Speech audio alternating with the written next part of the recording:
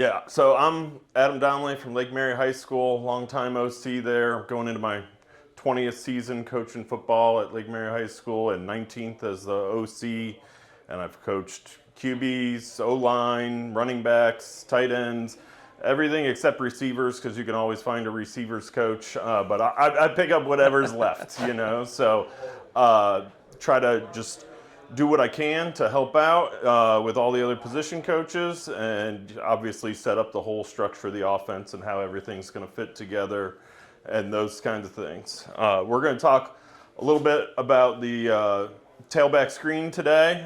So something everybody does, but try to get into some of the details about what makes it really good as opposed to just something you randomly do every once in a while. So probably the main set that I like to do it out of is 3x1 with a couple of, I want to know what they're going to do with the outside backer. So like obviously if you're not going to get an apex player into that side over there, then that's a real improvement on the play, things like that. But we'll do it with just about anything. So let's make it hard on ourselves. So we'll go 3-man front, and we'll put a backer there. How many coaches want to make it hard on themselves on the whiteboard, do they? That's awesome.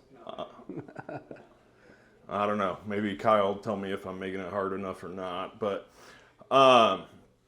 so first of all, I don't like to do it from the pistol, even though we're mostly a pistol team, or particularly this past year we're more a pistol team. It's not the worst, but what I think about when I think about screens is we're not doing it off of our runs so much, we're doing it off of our passes, right? Screen is selling pass and then doing something else, right? Or doing a very easy pass.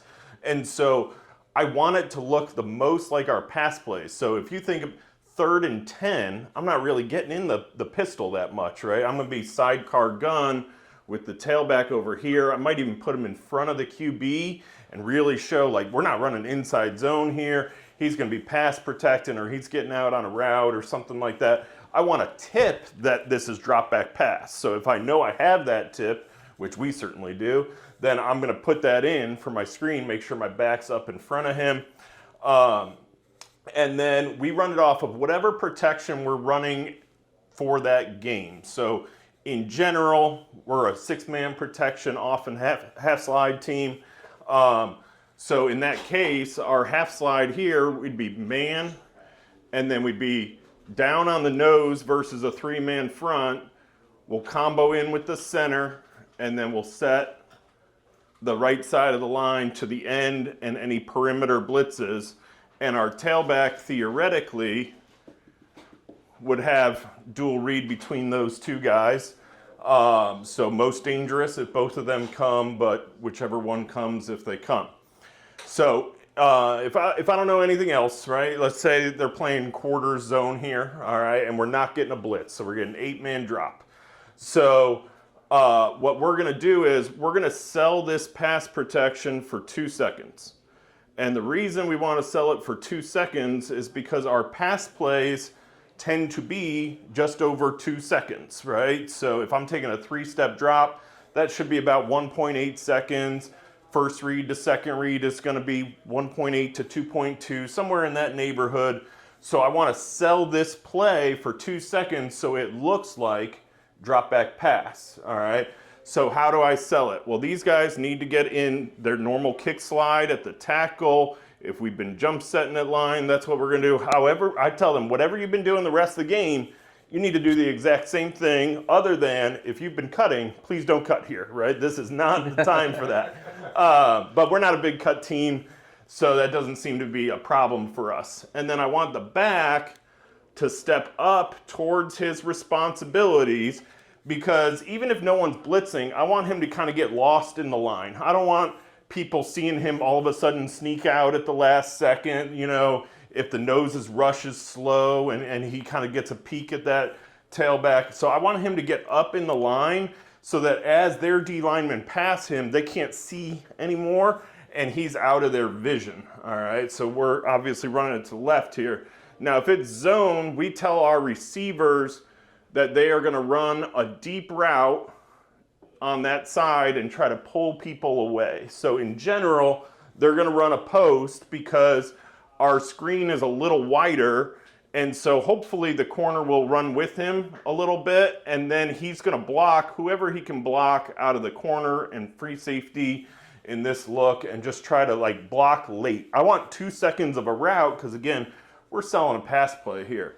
My quarterback is going to take his true normal 3-step drop and not show anything different except eyes to the other side of the field. And we tell the receivers away to attract attention towards the sideline. So they'll run usually some kind of curl flat concept, but anything where they can just drag people far away from the play, okay? Now, the goal, we send out, I know some teams are guard, center, guard. We've done that from time to time, but we prefer tackle, guard, center, play side, going out. On the other side, these guys are full pass block the whole way, so the QB knows if he needs to buy a little bit more time, those guys are staying for him, okay? And then when we landmark these guys, so after 2 seconds, they're gonna run down the line. So they're gonna kind of toss their guy, and it's hard to show on a whiteboard, but there's little things you can do with the tackle as far as like we explained, let him win on the speed rush, set inside a little bit more, so he thinks he's an All-American rusher, you know, that kind of thing. Anything you can do to get that guy going upfield. Noses are a little harder with that, but we'll try to pass it off, so if like the guard can knock him down, and then the center can push him over to that right A-gap, and now we're coming out the left side. He's probably a bigger guy. We probably got the advantage there. So we're gonna take those 3 guys and get out, and then the tailback's gonna get out right behind them, and the QB is going to turn and kind of flip that ball, and it's his job. You know, you gotta get a flick of the wrist to get it over this end. The best ones are where that guy, the end is chasing the QB, and you can get it quick up and over, a little jump shot action. Sometimes we jump with it. You can get in a little trouble with that. If it's not perfect and you're midair, that can be a problem. But usually the QBs will develop a good feel for it. And so when we rule this, the tackle is the kick player, all right? So if we think about if this Will didn't blitz, he's probably, you know, some kind of flat dropper, curl flat dropper out there. So he's probably got some width, you know, maybe he's messing around with thinking it's deep choice over here and he's trying to help out. So we're gonna kick that first thing outside. Whether it's Will, corner, we don't assign a person, we say kick the first thing you see and kick it into the sideline.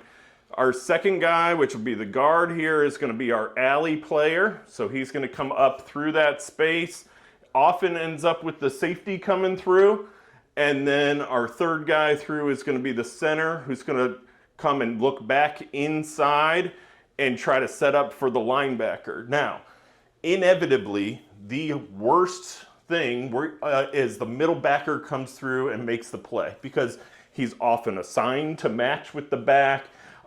He might just have him in man-to-man if it's a different coverage, things like that. But that happens so often. So we coach our kids, that's where we have to take responsibility, right? And inevitably, early in the year, somebody's gonna make a play where we should have had a 30-yard gain and the middle backer made a shoestring tackle for a 1-yard loss and we all look stupid. But that's what you throw up on the board and you say, take some personal responsibility for this guy. So our guys will often say to each other up front on the O-line, they'll say MLB, MLB when they hear the screen come in. And they're saying, hey, that's the most important thing. That guy is the #1 tackler on this play. The other thing we do is we want to keep this shield pretty tight, right? We want the back splitting that. So our guys don't go on their own time. They get their width on their own time after 2 seconds in their head. But the back will yell, go, go, go when the ball is halfway there, all right? And that way it times up with he's about to get the ball and turn over his shoulder and go. And so now it's almost like wedge kick return where it times up and they're gonna explode a hole real quick and he should be able to accelerate through that hole and hit it and then go do his thing downfield. So those are kind of the basics. Matt, did I miss anything? Or? No, I think you're good there, Coach. Very detailed, very detailed. Are you more of a 1/1000 or a 1 Mississippi guy when it comes to counting those 2 seconds? So we say 1,000, and you'll hear me behind. I'll be 1,001, 1,002, and our kids are inevitably too fast, right? So we have to slow them down. I wouldn't say I say count Mississippis. I say count thousands better, but that's kind of like, that's the first thing we work on, is getting that timing down. And each of our screens has a timing. So the now screens are 0 seconds. You're out now, right? The jailbreak screens are 1 second. And the tailback screens are 2 seconds. So it goes up 1 second each time it gets a little bit slower. And so it gives them a little bit of a pattern to follow. They know the timing, they just tend to be in a rush. And we talk about selling it, right? If you sell your pass protection for the full 2 seconds, the rest of the screen probably gets easier, The other thing about it is, I really like getting the left tackle out, because as a passing team, we often are putting an athletic person at that left tackle, right? The largest, most athletic person I can find. And so having that person be your kick player can be really good for you. And I did mention like what we do with zone. If it's man, often we give a little call, just a little tag on the end, and now we're going to crack it and try to get a 2-for-1, right? So let's say we were getting cover 1, 2 strings, whatever, it doesn't matter. You get the idea. So we're going to have 1 high now, and let's say this corner's playing him much tighter, so he's going to try to make it look like mesh and come in and crack, and we tell him to crack whoever he thinks is playing the tailback, right? So he's going to try to get a feel for that along the way. You play a 4-2-5, it's super obvious who it's going to be, right? But we tell him to crack whoever's going to play the tailback, because that guy is going to be the first person to notice that it's a screen. And we're hoping this guy will think it's mesh, another thing we would run against man coverage, right? So he's going to be worried about that and running with that. So if we can get a 2-for-1 where the corner takes himself out of the play and we get a piece of that middle backer, we just made it much easier on all our alignment, and you'll see just a free sidewalk of 30 yards there, and we'll go forever. So, especially against a team that'll play man, that corner will go right with them right away, right? That's the idea, right? If he doesn't, we should be doing something else, So you said you wanted, to run it towards your left tackle. Do you have a preference, boundary, field? I tend to be a boundary person, but it also depends on the structure of our opponent, So if our opponent is going to be balanced to both sides, even versus, say we're in 2-by-2, right? If they are also balanced to both sides, there's no real advantage to me to the boundary, right? So that might be a case where I'm going to go to the field and take the space. But if I'm in 2-by-2 and I'm playing one of these 4-2-5, 2-high teams where they're just playing the nickel of the field and they're a guy short into the boundary, then I'm going to the boundary all day. I want to be where you're a guy short. I don't need a lot of space. I'm trying to puncture right through that alley right there. So this is one that can fit very nicely with that. So when I see those teams, I'm definitely going to be boundary. And so it's a feel, if I can get rid of an apex backer on one side or the other, I'm going to go there. Sometimes you can get some interesting ones with FIB and what people are doing with that. So if you go FIB and you get a nice look to the field all of a sudden, let's take it. You know what I mean? Yeah. So that'd be a reason we'd come back to an FIB. Your backside guard tackle, once they pass set, pass pro, is that their only responsibility? That's it. This is a 3-man screen. It doesn't bother me if they think it's 5 and they end up going. It usually works out fine. But because we tell the QB, so he takes his 3, and then we tell him to take some extra screen steps and buy time, right? We tell them this side is safe because they're not leaving, right? Now, it's only so safe because, obviously there's an angle at which that tackle can no longer help you.